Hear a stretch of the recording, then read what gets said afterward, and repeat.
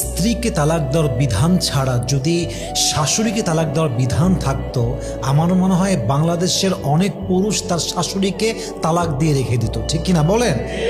এই শাশুড়ির জন্যই মেয়েটা আজকে চরিত্রহীন হয়েছে, এই শাশুড়ির জন্যই মেয়েটা আজকে এত জেদি হয়েছে, এই শাশুড়ির জন্যই আজকে মেয়েটা এত বেপর্দা মেয়ে হয়েছে। ঠিক কিনা বলেন?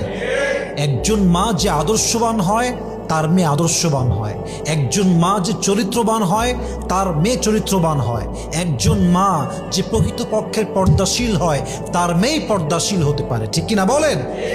এবং আমার অবাক লাগে, মেয়েকে মানুষ করতে পারে না শাশুড়ি, কিন্তু স্বামীর সঙ্গে জামাইয়ের সঙ্গে উঁচু গলায় কথা বলে, দেখলে মনে হয় চোরের মায়ের বড় গলা।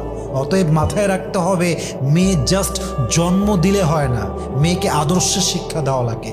মেয়ে জাস্ট জন্ম দিলেই দায়িত্ব শেষ হয়ে যায় না, মেয়েটাকে মানুষের মতো মানুষ করে গড়ে তুলতে হয়।